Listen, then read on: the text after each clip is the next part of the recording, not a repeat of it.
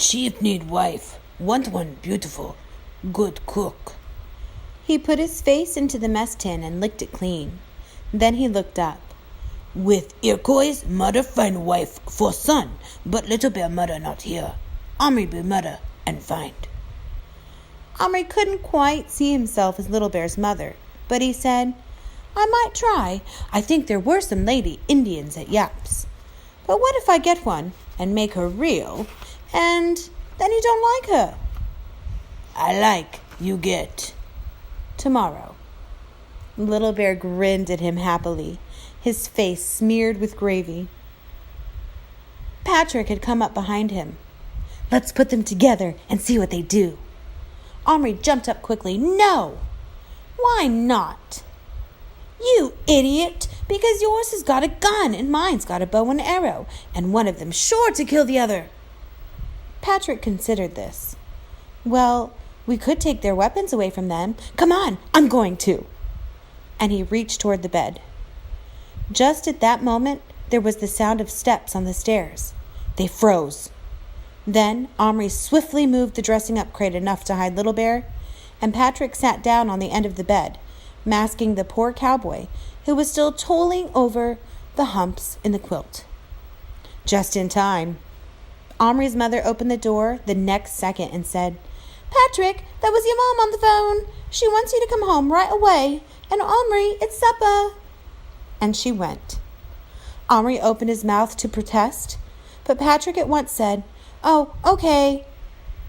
With one quick movement, he had scooped up the cowboy and horse in his left hand and thrust them into his pocket. Omri winced. He could easily imagine the horse's legs being injured by such rough treatment, not to mention the matter of fright. But Patrick was already halfway out the door. Omri jumped up and grabbed his arm. Patrick, he whispered, you must be careful. Treat them carefully. They're people. They're alive. What will you do with them? How will you hide them from your family? I won't. I'll show them to my brother. Anyway, he'll go out of his mind. Omri began to think he might go out of his. He shook Patrick's arm. Will you think? How are you going to explain? What will happen?